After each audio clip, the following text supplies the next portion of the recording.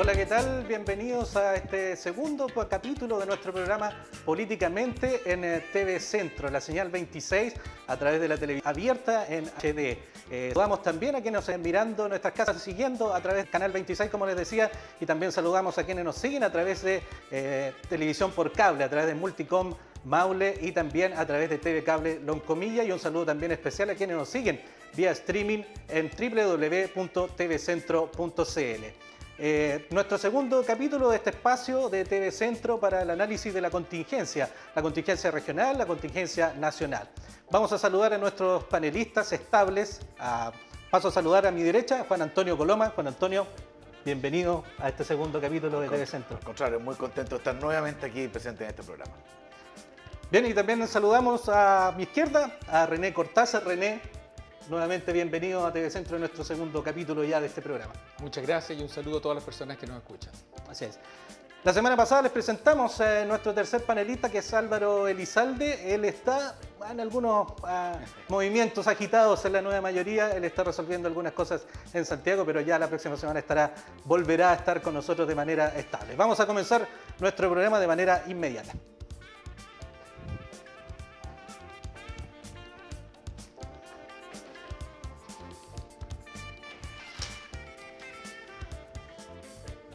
Bien, habiendo hecho esta presentación, políticamente hoy en día estamos viviendo una semana bastante particular, como lo decía en términos políticos. Nos dejó un expresidente, un exmandatario, presidente de la República desde los años 1990 a 1994, falleció a los 97 años de edad, don Patricio Aylwin.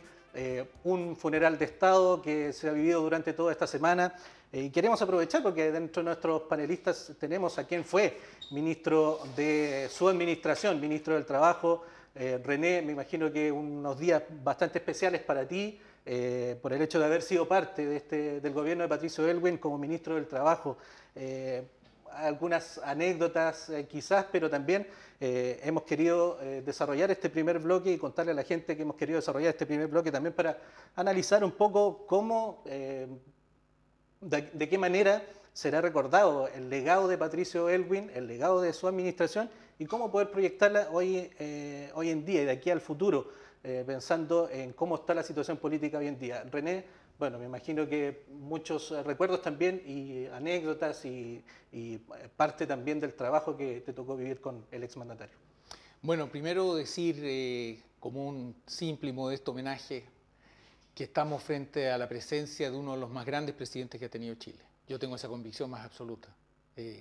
Creo que la complejidad de su tarea era clara cuando uno miraba lo que habían sido las transiciones a la democracia en los demás países de América Latina. Antes que nosotros transitaron a la democracia Perú, Bolivia, Argentina, Brasil. Argentina, el presidente Alfonsín ni siquiera terminó su mandato, después de 14 huelgas generales renunció.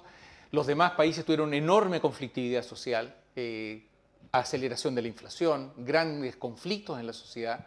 Y en cambio la transición que encabezó, que presidió el presidente Patricio Aylwin, fue, a mi modo de ver, quedará registrada como una de las transiciones más exitosas de la cual hay memoria. Él logró hacer esa transición y logró simultáneamente otros objetivos fundamentales para el país. Había al inicio de la transición una enorme incertidumbre. Nombró su gabinete en enero y a mí me tocó vivir de primera fuente entre enero y marzo que asumimos el gobierno el nivel de incertidumbre que había en el país. Por ejemplo, en materia de inversionistas. La incertidumbre respecto a qué deparaba el futuro. La duda de qué iba a significar la concertación gobernando y el presidente Aylwin gobernando. Resumamos, en esos 4 años el ingreso del país, el producto del país creció a 7,5% al año. Una cifra que hoy día parece inalcanzable. 7,5% al año. Con lo que eso lleva, aumentó el empleo, bajó la pobreza drásticamente. Recordemos que había más de un 45% de hogares que vivían en la pobreza, cayó drásticamente.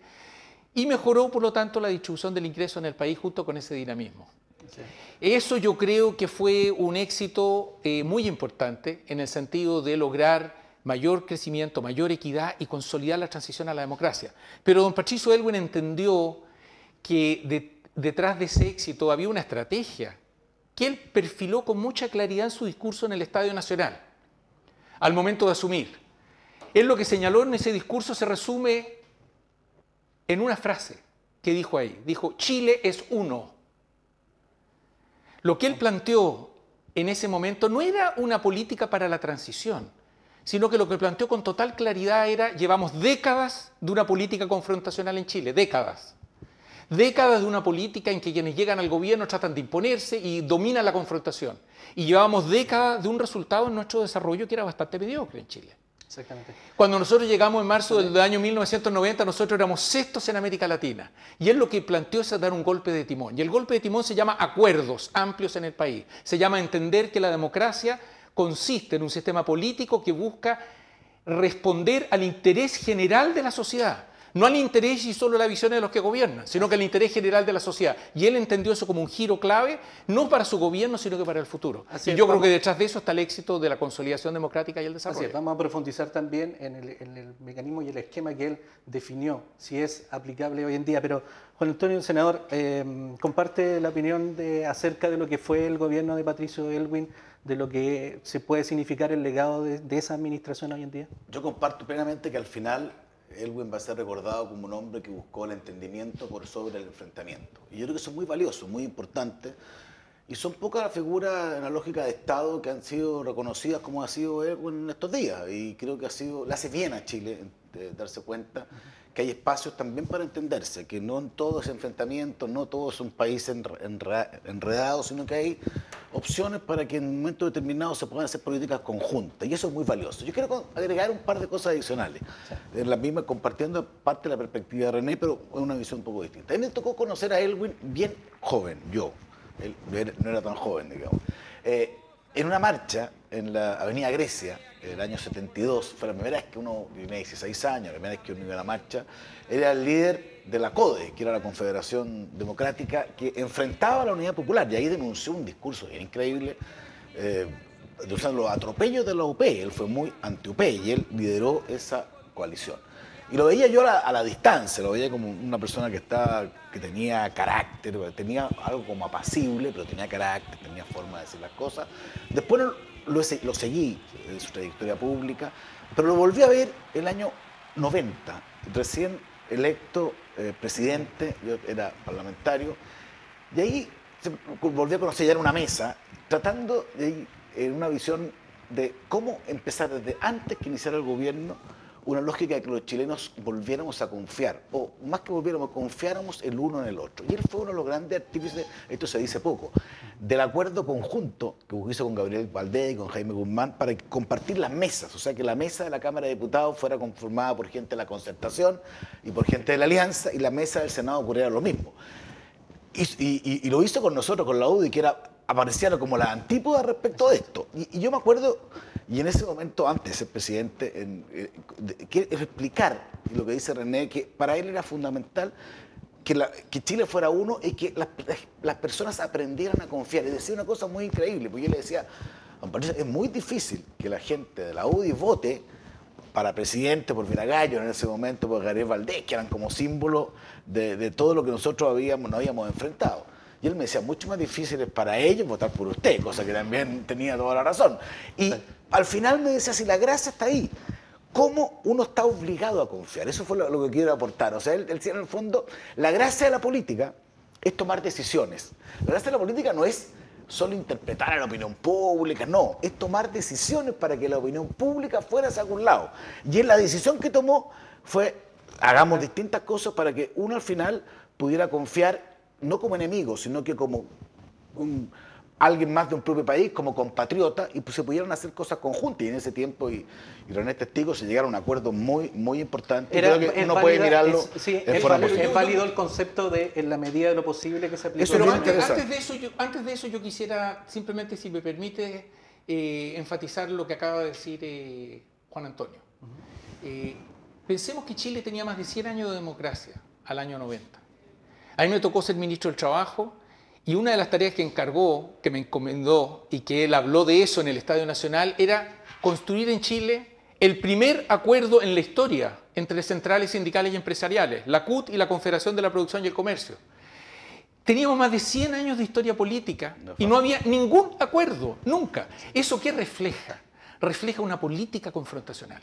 Porque si uno va a Europa, va a otras partes del mundo, lo normal es que las centrales sindicales y empresariales se sientan y buscan cosas que están en el interés del país, entendiendo que cada uno de ellos representa a una parte de su país y que la sociedad y el Estado tienen que representar a toda la sociedad.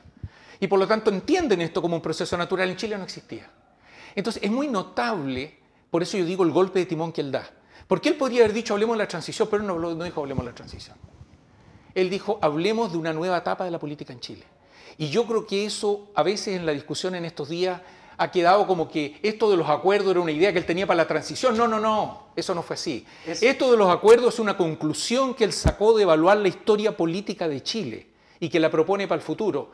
Y fueron esos acuerdos los que permitieron la transición y fueron esos acuerdos los que permitió el desarrollo. Ese 7,5% de crecimiento anual no hubiera existido sin una política de todas maneras, René, era una etapa política distinta a la que se vive hoy en día. Absolutamente. Pero ese modelo que él aplicó, ese golpe de timón que dices tú, ¿crees tú que es posible aplicarlo hoy en día en una circunstancia absolutamente distinta? Te lo contesto de otra manera. Te lo contesto, Claudio, de otra manera.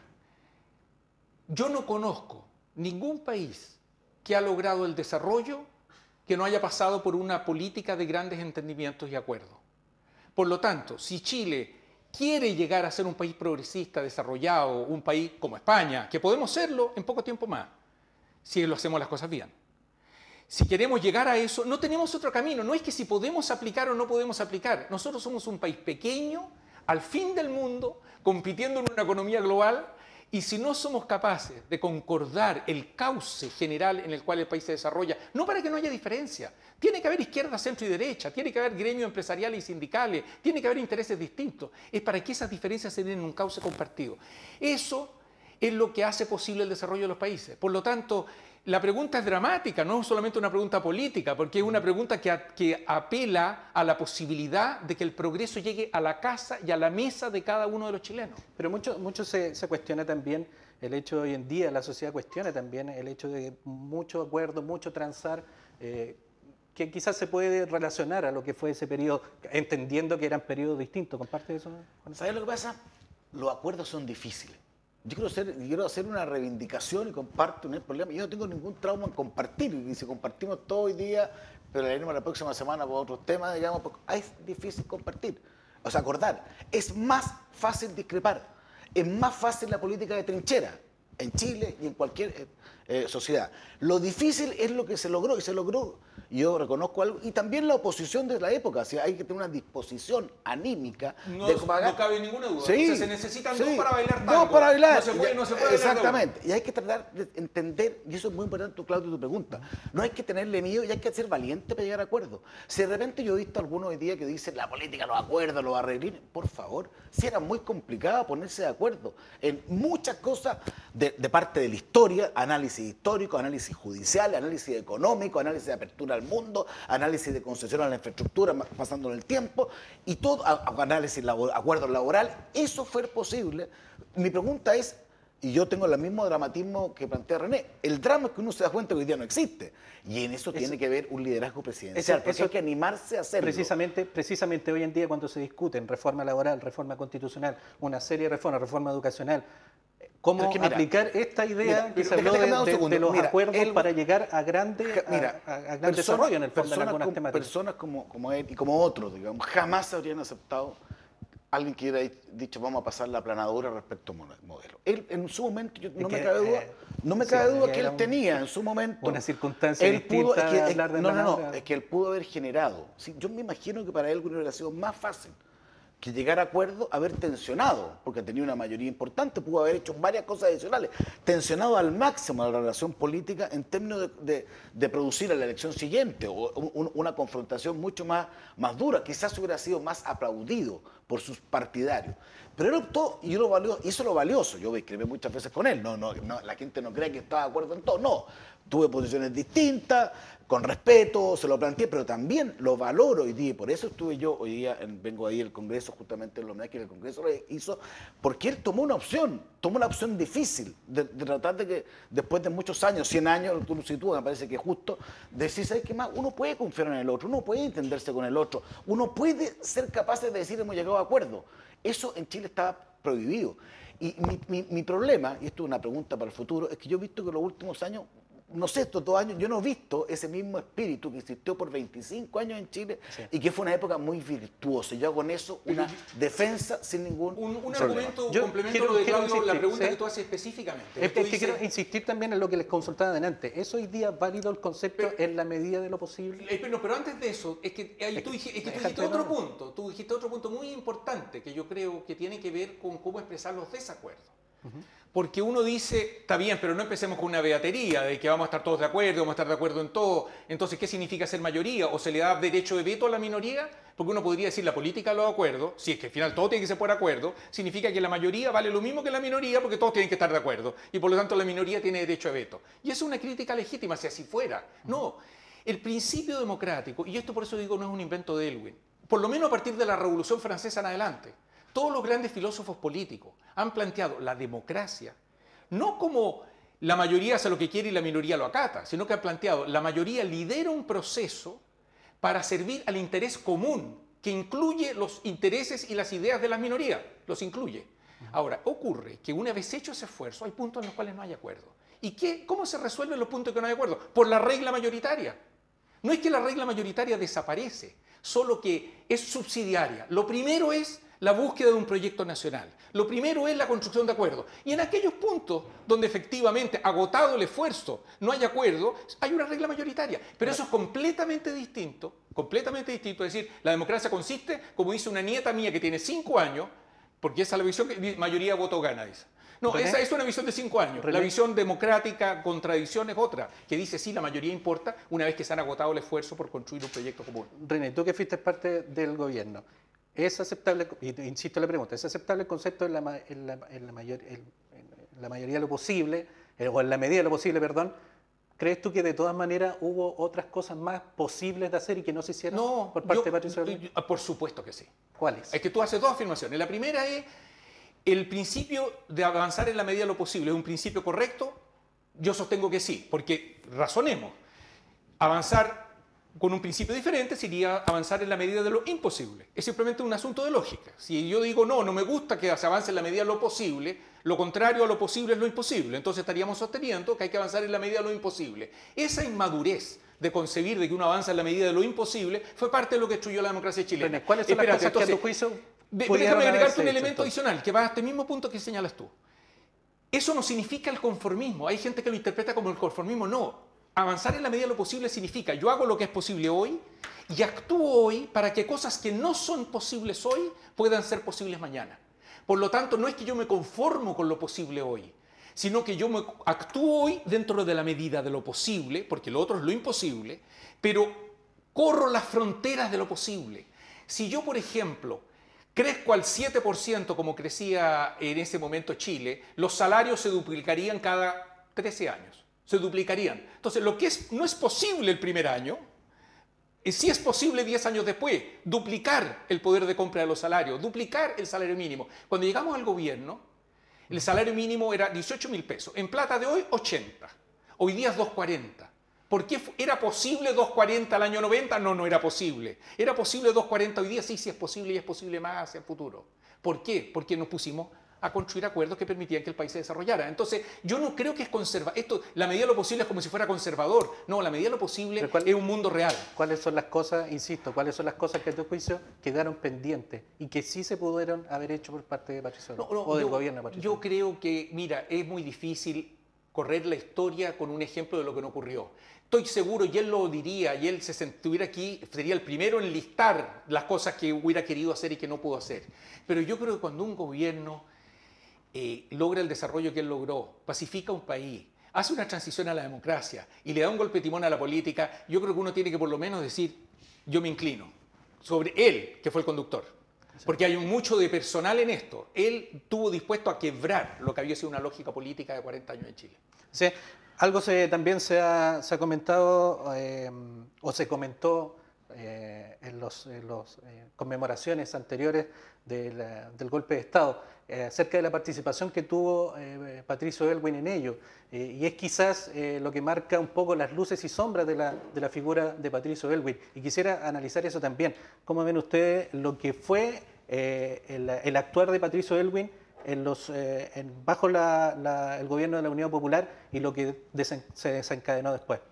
Mira, yo por eso dije al principio, yo por lo que lo conocí, lo que lo vi al principio, él era demócrata. Es bien importante precisarlo, digamos, porque para que nadie entendiera distinto. Fue alguien pero muy decidido, líder, que consideraba que la Unidad Popular, el gobierno de Allende, rompía la institucionalidad y que había un momento de estado de cosas que se hacía imposible. Él, no estoy diciendo nada distinto, él fue bastante perseguido por la izquierda, que lo consideraban una especie del símbolo del golpismo, dijeron en su momento, o temas de esa naturaleza. Pero él en eso fue muy contrario a la Unidad Popular y tuvo un rol bien activo en articular a la oposición. Ahora que se lo olvida, por una elección en el año 73, en donde la democracia cristiana y la derecha, por así decir, fueron en un mismo conglomerado, no porque hubieran tantas cosas que los unieran, sino que había un rival muy peligroso a vencer, que era básicamente el totalitarismo marxista. Y no estoy diciendo en palabras mías, estoy diciéndolo en lo que uno puede detectar de la historia. Y él en su momento se señaló que lo que pasó en el 73 era inevitable, las consecuencias, si bien posteriormente fue muy crítico de lo que pasaba en materia de derechos humanos. Pero yo quiero sumar eso a una cosa posterior que se dice poco, que tiene la misma relación y que es lo que yo valoro de Elwin. Yo insisto, habían concepciones económicas sociales que uno discutía, temas políticos que discutía, pero tal como fue capaz de enfrentar al gobierno de izquierda, fue capaz de generar un gobierno como líder de entendimiento y no de enfrentamiento, también después tuvo un par de gestos humanos que yo también me parece muy increíble en el momento actual.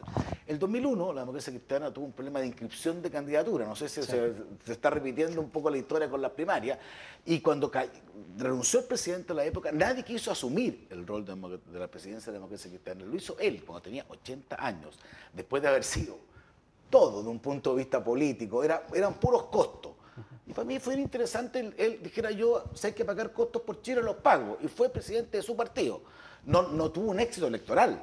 Eso no lo catapultó y el resultado no fue bueno. Pero yo encuentro muy valioso a alguien que no actúa por el cálculo, sino que es capaz de dar un paso porque el deber o porque su idea lo permite. Y luego, segundo, ya fue el 2008, y él hizo una entrevista muy importante, donde él dijo que la democracia era bueno que hubiera alternancia en el poder. Y estaba justamente configurando las opciones para el año 2009, que fue entendido por parte de la concertación como un guiño a Piñera, o por lo menos no generar la sensación de que un triunfo de Piñera y la centroderecha iba a ser un desastre para el país. Y eso también creo que lo valora, en el sentido de entender el tema profundo, pues yo concuerdo con René que hay que entender las cosas en su médula, hacia dónde va, porque yo creo que él realmente pensaba que la alternancia en el poder era algo muy legítimo, que no es sano que se eternicen unos u otros en el poder, y él lo mostró dando un testimonio, siendo presidente, habiendo sido presidente, siendo muy criticado por su sector. Pero por eso hay que verlo en todos sus ámbitos. Respecto a la pregunta que le decía René, es difícil saber lo que se puede haber hecho más o se puede haber hecho menos. Estos son procesos. Uno también tiene que entender, y todos tenemos que entender, que el mundo no se agota en uno mismo. Uno puede dar señales. A mí me gustan los gobiernos que tengan, además, las lógicas de continuidad. Por eso, por ejemplo, me cargan los gobiernos de 4 años, porque creo que son muy malos para hacer política a largo plazo. Eso es un tema distinto. Pero hay que entender en esto la lógica de una vida.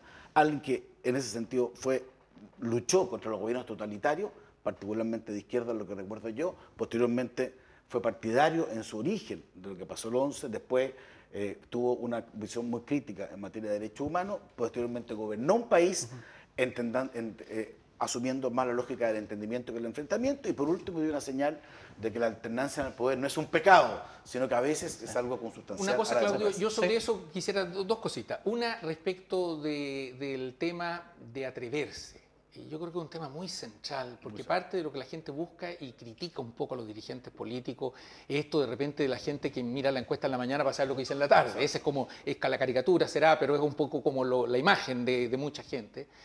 Y él se atrevía. Yo me recuerdo, por ejemplo, en los 4 años de su gobierno, que más de una vez había un conflicto muy grande. Por ejemplo, conflicto con los profesores. Y sus asesores le decían, presidente, no se meta, deje a los ministros, no se meta, porque se puede quemar. Y él usaba una frase que la repitió muchas veces en su gobierno. Decía, mire, el capital político es para usarlo. Que es lo mismo que decir que hay que arriesgar. Y él no, tengo entendido que él tampoco dejaba que se quemara la imagen de los ministros. Salía él siempre. Salía detrás. Y lo segundo, respecto de su relación con el golpe militar y con la Unidad Popular, etc.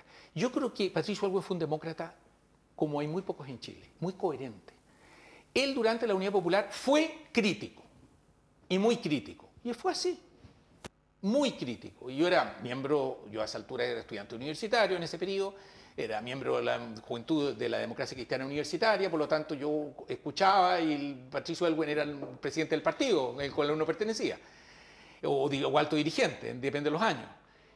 Él fue muy crítico, muy crítico. Sin embargo, a pesar de ser tan crítico como fue, él nunca respaldó antes del 11 de septiembre la idea de un golpe militar. Y él tuvo los rechazos más grandes dentro de la democracia cristiana. Él llegó a un Consejo Nacional donde te daba pifiado por los militantes de su partido, cuando él dijo: yo voy a ir a la casa del cardenal Silva Enrique. Yo soy un demócrata y voy a luchar hasta el último minuto para que la democracia sea la forma de salir de este conflicto. Y eso se lo jugó absolutamente. Se lo jugó absolutamente. Y siguió después con el tema de derechos humanos, con la democracia. Él en ese sentido tuvo mucha consistencia. Pero él tenía una visión como que el 11... Vamos a, mientras continuamos... Después de haber luchado por eso, él señaló hubo fuerzas que se desencadenaron. Pero no es que él las buscó desencadenar, y él nunca aceptó. Pero él las comprendió. Hubo personas que sintieron el vértigo, digámoslo así, en la mitad del conflicto. Le agradezco este primer bloque donde pudimos analizar lo que fue la figura, el legado que deja la administración de Patricio Aylwin.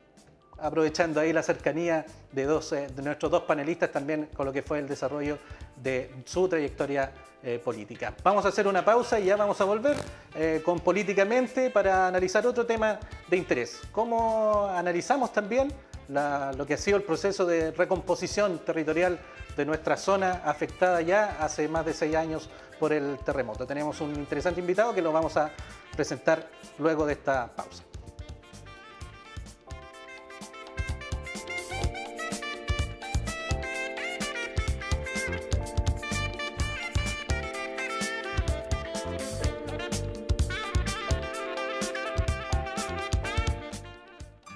Para la Constitución, una conversación. La etapa participativa del proceso constituyente nos invita a expresar qué Constitución queremos para Chile, a través de nuestras opiniones respecto a los valores y principios, derechos, deberes y responsabilidades, y las instituciones del Estado que debiera contemplar. Debes saber que si participas de este proceso, tu opinión quedará registrada e incidirá en la propuesta de cambio constitucional de la Presidenta. ¿Cómo participar? Hay 4 formas y puedes participar en una o en todas ellas. 1. Participación individual, ingresando a unaconstitucionparachile.cl y respondiendo a la consulta ciudadana. Solo necesitarás tu número de RUN y número de documento. Podrán participar chilenos, extranjeros residentes y también los chilenos residentes en el exterior desde los 14 años de edad. 2. Encuentros locales. Estos pueden ser convocados por cualquier persona o grupo de personas. Debes inscribir tu encuentro local y a sus participantes en la página web o en el número telefónico 600-204-0000, identificando un mínimo de 15 y un máximo de 30 participantes. Cada encuentro contará con un moderador previamente inscrito, elegido por el propio grupo. Al final del encuentro deberás completar el acta, el listado de participantes y una fotografía de las personas que participaron, subiéndolas a unaconstitucionparachile.cl. Podrás participar en un solo encuentro local entre el sábado 23 de abril y el jueves 23 de junio. Los resultados de los encuentros locales de tu provincia fijarán la agenda del Cabildo Provincial. 3. Cabildo Provincial. Es una reunión pública y abierta de ciudadanas y ciudadanos previamente inscritos, a realizarse en las 54 provincias de Chile el sábado 23 de julio. Este nivel busca que los temas constitucionales prioritarios surgidos de los encuentros locales se manifiesten en una conversación abierta. En cada cabildo se levantará un acta donde se expresarán acuerdos parciales y desacuerdos entre los asistentes. 4. Cabildo Regional. Es el último nivel del proceso de diálogos territoriales. Se realizarán en las 15 capitales regionales el sábado 6 de agosto. Aquí se conocerán los acuerdos definitivos del nivel provincial y se dialogará sobre los acuerdos parciales y desacuerdos para explorar nuevos acuerdos, ahora de carácter regional.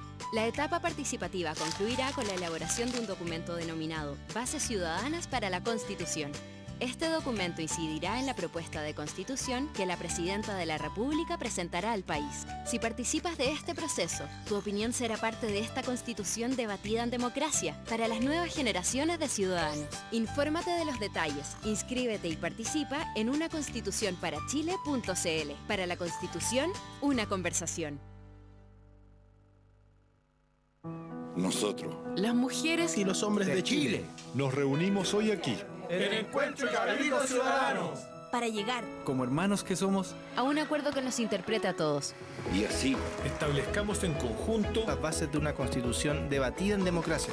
Para nosotros, para los que vendrán, y para todos los hombres y mujeres que quieran vivir en esta larga y amada tierra. Para la Constitución, una conversación. Súmate a los encuentros locales y participa de los cabildos provinciales y regionales. Infórmate, participa e inscríbete en www.unaconstitucionparachile.cl. C de Constitución. La Constitución es la madre de todas las leyes de un Estado. Establece las principales instituciones del país y qué derechos y deberes tenemos las personas. Es la llave maestra de nuestras libertades y ninguna ley la puede contradecir. sé que tienen su vida, pero ustedes no se mandan solas. Constitucionario.cl. Para que todos podamos participar en las conversaciones que vendrán.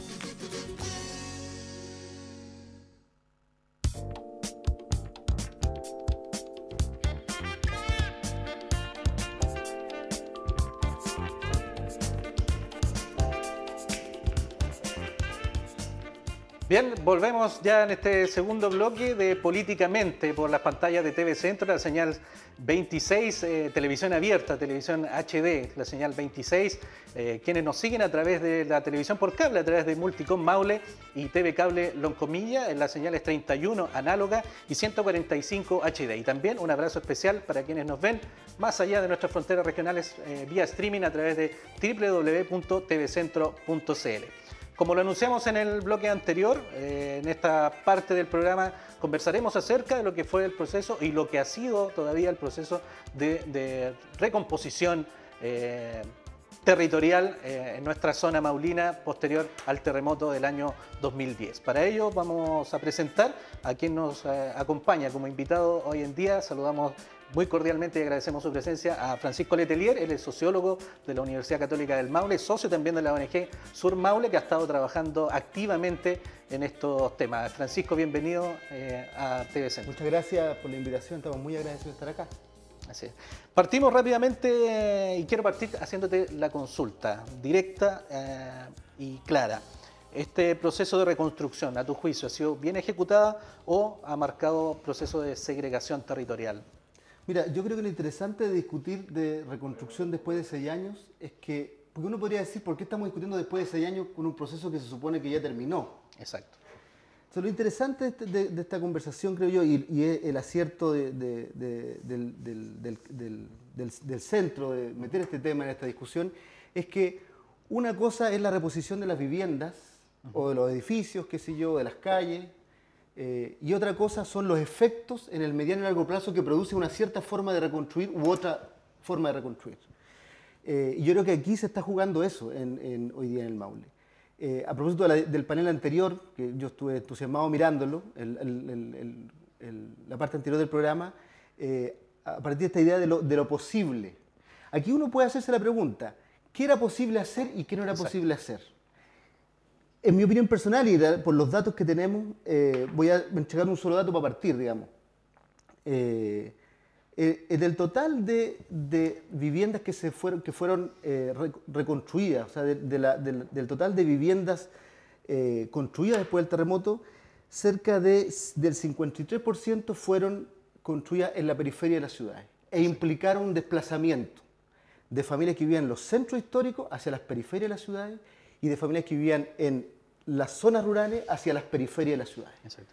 O sea, hubo un engrosamiento importante de las periferias urbanas de al menos 15 ciudades intermedias de Chile y una profundización del despoblamiento del campo y un despoblamiento y una precarización de los centros de las ciudades. Entonces, la pregunta que uno se hace ahí, ¿era la única forma de reconstruir? Y yo creo que esa pregunta es la que hoy día es interesante debatir. Exacto. Senador, a su juicio, esta reconstrucción que se hizo o que se llevó adelante bajo la administración de Sebastián Piñera, ¿era la adecuada de realizar considerando también estos indicadores, estas cifras que está entregando aquí Francisco? 3 breves comentarios. Yo estuve en Kioto hace un tiempo atrás, que habían tenido un terremoto un poquito más chico que el de Chile, pero con más daño, y 10 años después del terremoto y seguían discutiendo reconstrucción. O sea, esto es un tema que siempre se va a discutir y no tiene que ver con que se haya hecho mal un proceso determinado, sino que estos son temas que uno siempre tiene que estar reflexionando. Segundo, aquí tuvimos un terremoto terrible, 8.8. Para los que estuvimos acá, todo, hasta el día de hoy se nos remece un poquito todo, de ver cuando el silencio, el polvo subiendo después del sismo, después como la réplica, el drama. Yo no miraba la región del Maule, igual que Claudio nos tocó estar ahí, y eso era patético, dramático. Yo lo miro hoy día, no sé, 4 años después, y yo siento que la obra que hizo el presidente Piñera, que no se supo, claro, no es que esté de acuerdo en todo, hay cosas que uno puede discutir, en materia de reconstrucción fue extraordinaria. Extraordinario, yo creo que en un plazo increíble, si uno lo compara con Tocopilla, que hubo el gobierno anterior, o los cerros de Valparaíso. Yo invito a que vayan a ver los cerros de Valparaíso, yo los veo ahí porque estoy en el Congreso, donde después de 2 años siguen en un estado dramático de abandono. En 4 años se fueron capaces, yo tengo la cifra, de construir o entregar 67.000 subsidios, 67.000, 17.000 para reparar su vivienda, 13.000 para familias arrendatarias o llegada para adquirir una vivienda, 16.900 para reconstruir un sitio propio, 6.978 para adquirir viviendas construidas. O sea, un tema que cualquiera de buena fe, si esto no es un tema político, yo comparto, pero que uno venga con un remesón de esta naturaleza, que uno decía, yo me acuerdo haber ido al programa, yo decía, oye, esto vamos a necesitar 10 años para empezar a hablar de reconstrucción. Y yo creo que en un plazo muy breve de tiempo se fue y se apuntó a lo que era esencial, había que tener prioridades, que fue dar una vivienda a las personas que la habían perdido. Eso estamos hablando, no estamos hablando de otro proceso prioritario. Esa era la prioridad y yo creo que de verdad el esfuerzo que hizo el gobierno regional, las autoridades de vivienda, fue extraordinario. Yo he recibido, me han ido a exponer, me ha tocado ir a seminarios de otras partes del mundo y consideran, los mismos mandan los de Kioto, que el proceso chileno en esa materia fue excepcional y muy valioso. Ahora, ¿que se termina la reconstrucción? No, hay cosas que efectivamente uno tiene que repensarlo. Hubo momentos de emergencia respecto de dónde construir, había posibilidades técnicas, hubo un esfuerzo gigantesco por hacer cosas para adelante, el PRES de Constitución, por ejemplo, para mí es una señal potente de que se puede avanzar. Hay temas que hay que reconstruir básicamente, que son los cascos históricos y que, digamos, 2 años y tanto de este gobierno que tampoco ha podido hacerlo sin que tú hubiera tenido terremoto, porque son políticas de largo plazo. En Chile nos falta entender mejor cómo cuidamos nuestro patrimonio cultural, cómo podemos no generar grados de concentración que tiene que ver, a mi juicio, que tiene un aporte, no solamente con la construcción, sino que tienen con el precio de las cosas. O sea, cómo hacer posible que el precio de la energía, yo sé que lo bajamos con un Blade, hoy día sea mucho más caro prenderlo en San Clemente, por decir un ejemplo, que en La Pintana. O sea, para terminar. Entonces, las preguntas tuyas son varias. Primero, yo creo que un proceso de reconstrucción exitoso, y yo creo que se abordó lo más dramático, que era la carencia de las personas. Segundo, se dieron pasos que ojalá se sigan hacia adelante en cómo planificar de mejor forma las ciudades. Y es un desafío para para el próximo, para todo lo que venga, todos los sociólogos. Yo tengo una hija que estudia sociología, no ha llegado todavía a titularse, pero me habla un poco de la importancia de pensar a largo plazo en esta cosa. Y tercero, la reconstrucción del casco histórico, que es una tarea en ese aspecto, efectivamente, quizás el hecho de pensar de mejor manera las ciudades era parte, a juicio de ustedes, del proceso mismo. Yo no quiero ser como principista. O sea, no quiero decir, en realidad, aquí se debió haber hecho esto o lo otro. Yo lo que estoy poniendo es una situación, digamos. Yo creo que lo que hay que reconocer, a partir de lo que dice el senador Coloma, es que aquí se pudo hacer una parte de la tarea. O sea, yo creo que el gobierno fue capaz de hacer una parte de la tarea. ¿Cuál es esa parte de la tarea? Proveer de nueva vivienda a un conjunto de gente que había quedado sin vivienda. ¿Cuál es la otra parte de la tarea? Hacerlo manteniendo la identidad, manteniendo la localización de la familia, sus redes, su patrimonio, sus activos, manteniendo el carácter de ciertas ciudades, fortaleciendo los centros históricos de las ciudades, qué sé yo. Eso no lo lograste. Entonces, ¿qué conclusión tenemos? Finalmente tenemos en Chile aproximadamente 60.000 familias que después del terremoto, entre el 2010 y hoy día, ganaron un subsidio y perdieron un derecho, el derecho a ocupar cierta parte de la ciudad, a tener ciertas redes, qué sé yo, con la ciudad. Mira, yo recuerdo esto, estábamos en CNN discutiendo en un panel y estaba el subsecretario de ese tiempo, el apellido Irarrázaval, creo que era. Entonces, estábamos discutiendo el tema y en un momento de exasperación, porque además andaba enfermo del estómago el subsecretario ese día, entonces en un momento de exasperación le dice, ¿pero qué quería? ¿Que además los dejáramos donde vivían antes? O sea, porque en el fondo lo que él dejó ver es que el compromiso, o sea, ya era mucho darle vivienda. Pero además de querer vivienda, querían que la vivienda fuera en el barrio donde habían vivido por 30 años, 20 años, eso ya era demasiado pedir. Entonces, yo diría, para no enredarnos en si fue exitoso o no, o quién fue culpable o no, yo diría, el gobierno fue capaz de hacer la mitad de la tarea bien y la otra mitad la hizo mal. Sí. Un tema sobre eso yo quisiera hacer una reflexión, en el sentido de que mi impresión es que hay dos temas y las dos discusiones son legítimas. O sea, hay un tema que tiene que ver sobre si en el país después del terremoto se pudo reconstruir un número adecuado de vivienda en un plazo razonable. Y yo creo que en eso... Era una urgencia. Claro, y que en eso yo creo que además no es solo un tema de gobierno, sino que el tipo de política de vivienda en Chile, con el tipo de subsidio, que es una forma de hacer política de vivienda en Chile, favorecía ese proceso. Y en ese sentido es una buena noticia para el país, que no depende solo de que si el gobierno tiene más o menos energía para hacerlo, sino que además la forma de la política de vivienda favorece el que se pueda hacer esto en plazos más breves que en otros países, lo cual es bueno para el país. Lo segundo es lo que aquí se señala en el sentido de hay una tendencia natural, de mercado, que es natural, que es a sacar hacia las periferias. ¿Por qué? Porque desde el punto de vista de la empresa constructora, naturalmente empezar a construir vivienda por vivienda versus construir bloques en la periferia le resulta más fácil.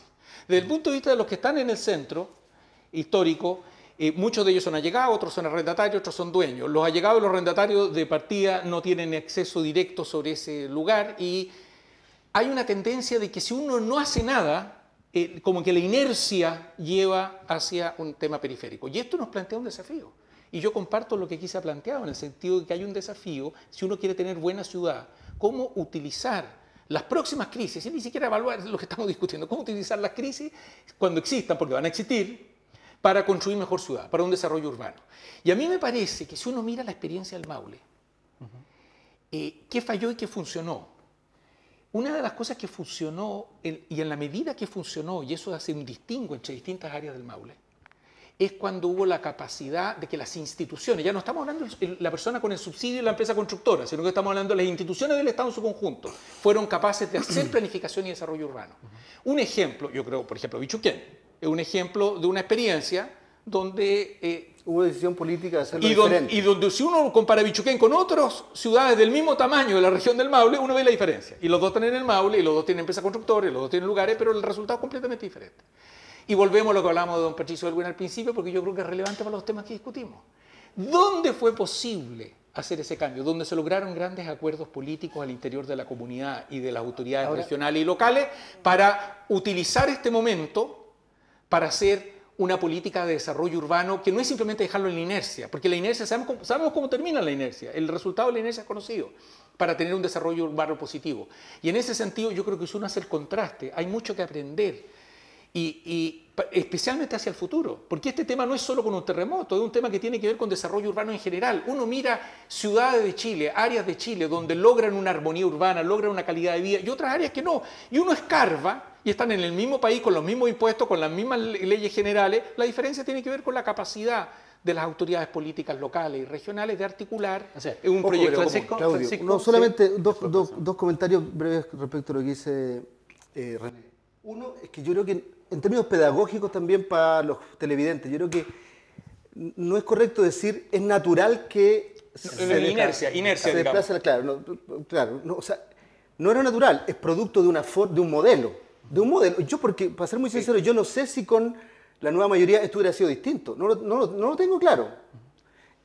No, lo que digo es que si tú no haces nada, terminas en eso. Sí, claro, a eso me refiero. Eso, digamos, o sea, a eso me refiero. si No dejamos, natural en el sentido que sea bueno, claro, sino que si tú no haces nada, te pasa eso. Claro, claro. Si dejamos que actúen las fuerzas del mercado sin ninguna regulación, pasa, digamos, eso. lo que pasó. ¿Y qué es lo que ha pasado en los últimos años, en los últimos 30, 40 años? O sea, la periferia no se llenó de pobre en el terremoto. O sea, venía produciéndose en los últimos 30 años. Lo que pasa es que Después del terremoto asistimos, en el caso de ciudades como Talca, al desplazamiento de pobres del centro de la ciudad a la periferia más grande e intenso de los últimos 40 años. Entonces, y lo segundo respecto a lo que decía René, es que yo no estoy de acuerdo con que, porque tú lo dijiste de alguna manera, no exactamente así, voy a parafrasearte, dijiste, pero tenemos que sacar lecciones porque lo que ya está hecho, mira... Eso quería apuntarte. No, lo que está hecho no se puede mejorar. A partir de lo que está, ¿cómo podemos recomponer yo tengo una visión de ciudad?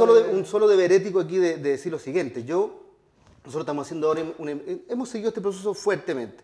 Y yo quisiera mostrar este mapita a esa cámara, no sé si se logra ver, que es un mapita bastante difícil en realidad. Pero básicamente está localizada la dirección original de las familias que fueron beneficiadas con un subsidio de reconstrucción, y después está la localización post-terremoto, o sea, los conjuntos donde se fueron. ¿Puedo sacarlo ya? Los puntos rojos serían... Los puntos rojos son los nuevos conjuntos de vivienda social, y todos los puntos amarillos que están en el centro de la ciudad son la localización anterior. Entonces, lo que es claro, lo puede ver ahí, después lo pueden correr, lo que es claro es que el proceso de expulsión en el caso de Talca fue masivo. De hecho, nosotros tenemos otros mapas que no los traje, pero que muestra... comparar el censo del 2002 con el 2012, la cantidad de pobres y personas pobres y muy pobres del centro histórico, y esa mancha desapareció después. Entonces, ¿qué pasa cuando uno conversa con una familia de esta? Que lo que estamos haciendo ahora, estamos haciendo una investigación sobre qué pasó 5 años después con la familia. La familia dice, mire, cuando estábamos en la condición, digamos, de decir, como dice Juan Antonio, estábamos en una situación muy complicada, no teníamos vivienda, qué sé yo, optamos por lo que se nos presentó, por lo que se nos ofreció. Además que aquí convengamos que la emergencia duró menos que un paquete de cabrita, y eso es una gran equivocación, porque si tú terminas la emergencia rápido, si ya termina la emergencia, todos los dispositivos de ayuda empiezan a flaquear. Entonces esta gente quedó muy desprotegida muy pronto. Entonces, si estás en esa condición y viene la oferta, ellos dicen, nosotros aceptamos. ¿Y qué pasa hoy día? Dicen, nosotros nos fuimos a Maule. ¿Y qué hubiera hecho diferente? Le pregunta uno. Y ella dice, haber luchado por quedarme en el barrio. Entonces, claro, lo que yo quiero decir es que no es que yo desconozca el esfuerzo que hizo el gobierno de Sebastián Piñera por acelerar el proceso, pero lo que estoy diciendo es que como una lógica de la política de vivienda que se venía implementando y la incorporación fuerte del sector privado, especialmente en los 4 años de la reconstrucción, hubo consecuencias, como dice un autor, Zygmunt Bauman, daños colaterales, como lo que sucede en la guerra, cuando uno quiere destruir un objetivo militar y mata a todos los niños de alrededor. Aquí pasó lo mismo. Tú querías dar vivienda y produciste un daño colateral que a la larga a la ciudad le va a hacer muy mal. O sea, hoy día tenemos una ciudad menos sustentable que en el momento del terremoto, porque su expansión implica gastos que antes no teníamos. Yo quería hacer un alcance, chico. Yo no considero, mira, yo ahí tenemos parte del debate y es legítimo. Yo no considero justo el análisis. O sea, de verdad, yo creo que uno tiene que entender estos procesos no a la luz de un cuadro, sino que a la luz de un 8.8. Hay que verlo en la lógica de personas que se mueren, porque se murieron. Gente que perdió todo, gente que quedó con nada, gente que quedó en la intemperie, gente que quedó en la oscuridad. Recordemos cómo era una situación caótica, que uno mismo decía, ¿cuándo vamos a poder volver a ver la luz?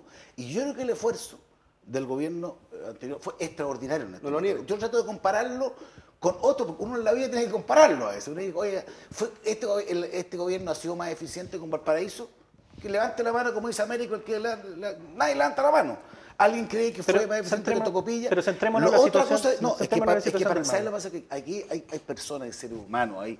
Yo vi, todo todo lo vimos, esta cosa no es patrimonio de uno. Vimos la angustia de las personas por tener una vivienda. Aquí fueron 33.900 personas que quedaron en el mismo lugar.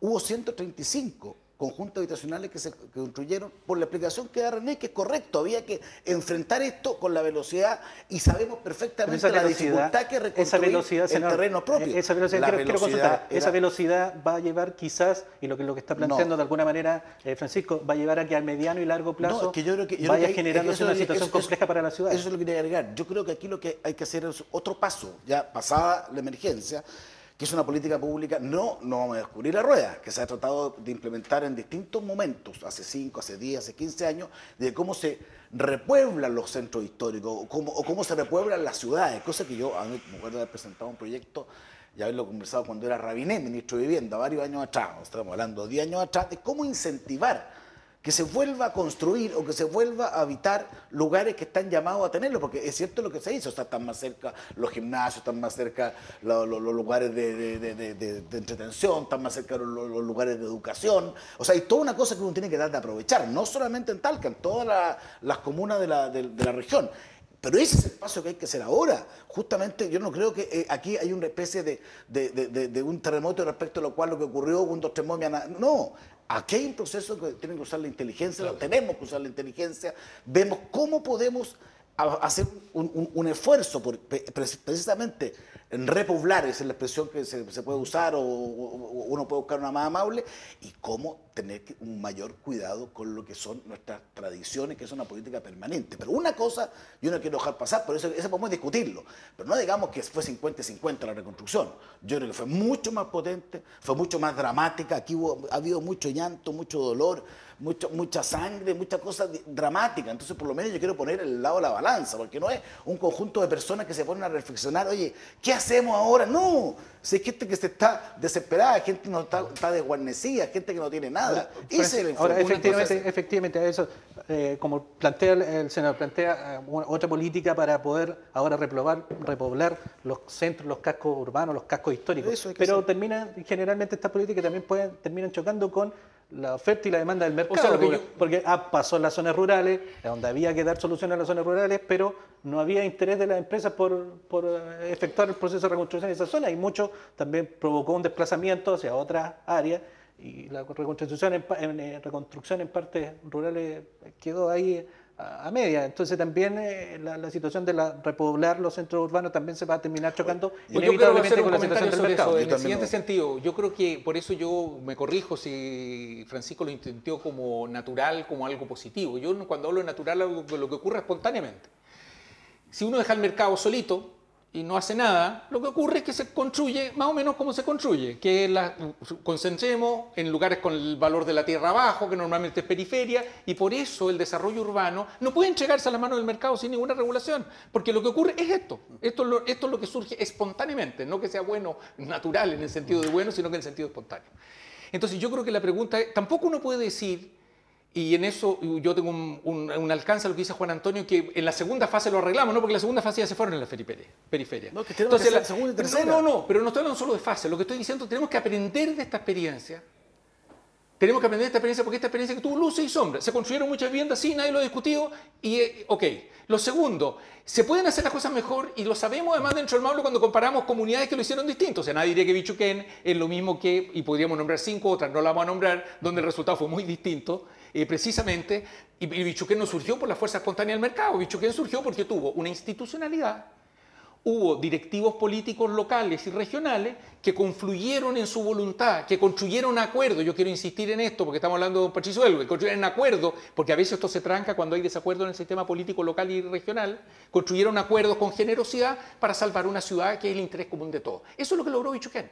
O había menos interés inmobiliario. Lo que fuera, pero si hay más interés inmobiliario, es que si hay más interés inmobiliario... No, pero tienes que tener más contrapresión. Claro, eso es lo que estoy diciendo. Es que no puedo decir, porque si no, es la rendición. Si yo digo simplemente más interés inmobiliario, por tanto me echo para atrás y digo, esta ciudad no con nada... Estamos ligados. Es simplemente... Está bien, pero también aquí tú tienes una ciudad más fuerte. O sea, tú tenías también la posibilidad política en Talca, también... tienes herramientas, y por eso, pero ese es el desafío político de verdad, y el desafío de los planificadores urbanos, y yo creo que hay que aprender de esta experiencia. Yo creo que hay que aprender de esta experiencia porque la pregunta es, ¿qué pasa después? Porque hay una inercia, como dice Francisco también, que no tiene nada que ver con los terremotos, es una inercia natural si es que uno no hace un desarrollo urbano. Y uno puede recorrer las ciudades de Chile y ver ciudades que lo logran mejor y peor, y para qué decir otras ciudades en el mundo. Entonces aquí hay algo que hacer. Y hay algo que hacer que pasa por el sistema político en el sentido amplio, que integra a la sociedad, pero pasa por el sistema político. Ahora, y donde tenemos un desafío. Francisco, ¿cómo llegar al punto de recomponer ahora la ciudad, los territorios, dado el diagnóstico que tiene usted y el trabajo que están realizando ustedes? Bueno, hoy día tenemos una nueva política urbana, al menos, una política urbana que reconoce más los temas de integración habitacional, integración social, qué sé yo. Pero es una política que todavía no se transforma en instrumentos, ni en programas, todavía no aterriza en prácticamente ni un programa, ni un financiamiento específico. Yo sé que aquí en el Maule se está ensayando una experiencia, se han ensayado algunas experiencias últimamente que tienen que ver con construcción de barrios integrados. Creo que hay un proyecto interesante que se está planteando en algunos terrenos cercanos a lo que es el regimiento en Talca, que podría ser interesante de explorar, que yo creo que es una buena iniciativa.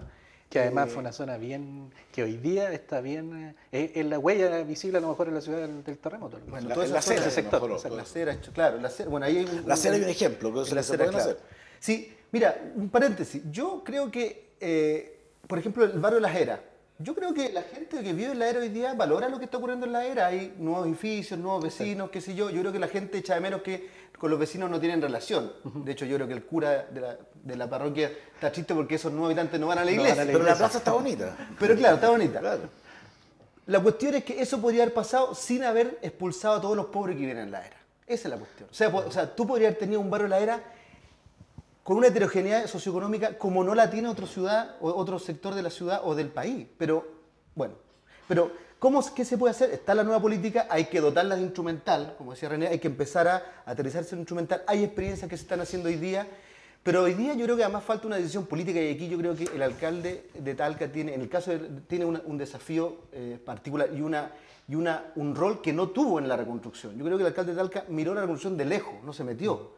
Y yo creo que hoy día sí tiene que meterse, en Talca tenemos alrededor de 80 manzanas, si uno junta todos los retazos de suelo que están disponibles, son cerca de 80 manzanas eriaza en el centro de Talca. Exacto. Es una cantidad impresionante. Sin embargo, la ciudad se sigue expandiendo. Entonces, no es solamente culpa del alcalde, no es solamente responsabilidad del alcalde, son el Ministerio de Vivienda, el Servio, el alcalde, que sí. Yo creo que hay un esfuerzo ahí con esta experiencia piloto que están tratando de hacer cerca del regimiento. Pero el problema es mucho mayor que eso. Y aquí vuelvo a lo que decía René y lo que conversaban antes. Si aquí en Talca no logramos construir un acuerdo o un desafío colectivo a escala de ciudad, y no solamente para esta ciudad, para todas las ciudades que están en las mismas condiciones, en que repensemos el centro histórico con algunas claves básicas, recuperar su dinamismo, su capacidad de integración, su nivel de heterogeneidad. Talca tenía el único centro histórico, o el centro histórico más grande, donde vivían pobres en suelo caro. Eso ya no existe. Entonces, tenemos que volver a pensar en el desarrollo del centro histórico de Talca, pero no en la clave del dominio del mercado.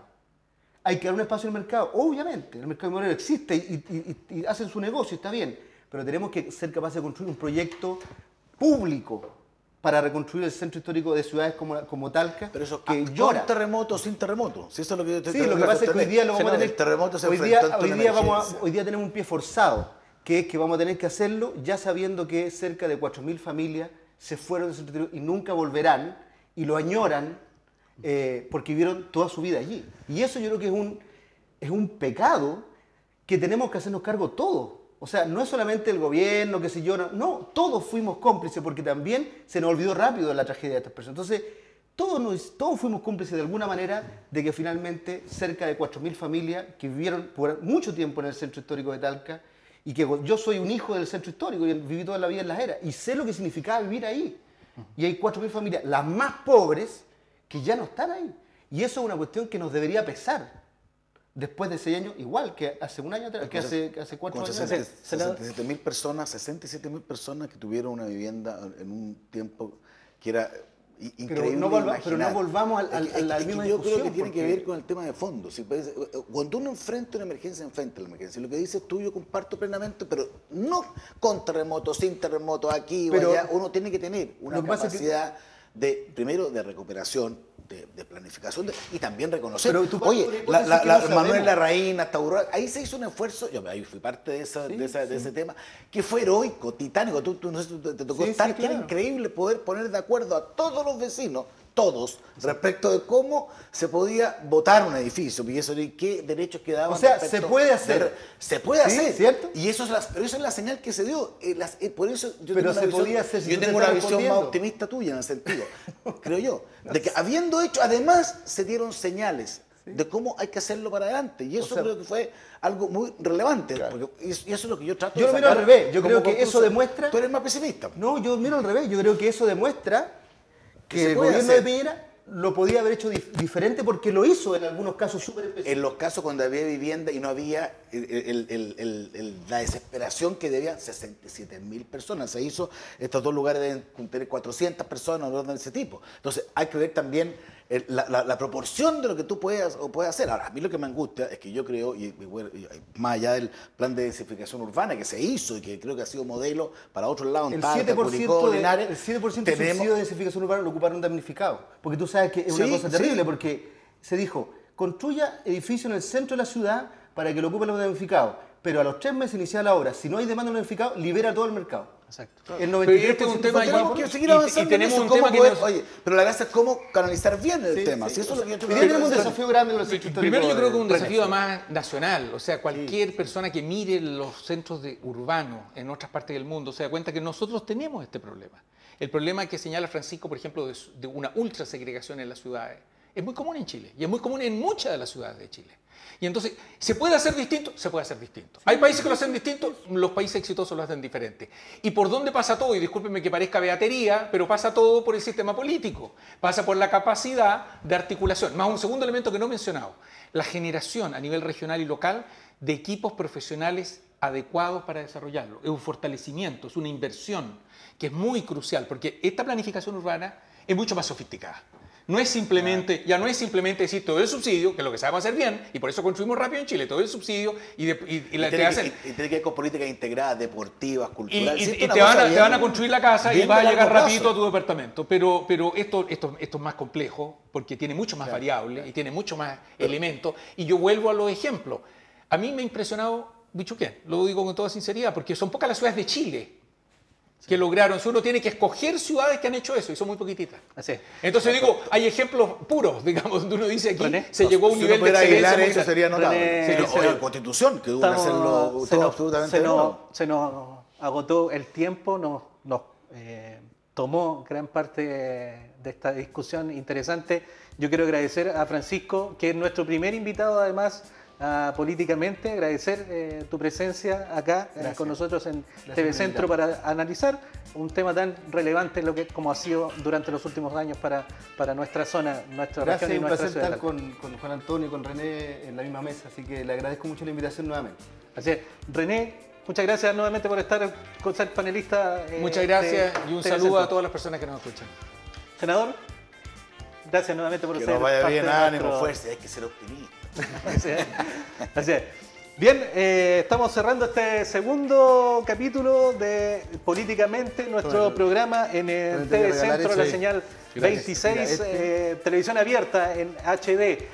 Un saludo también especial. Muchas gracias para el senador. Se la va a bajar al senador como regalo de Francisco.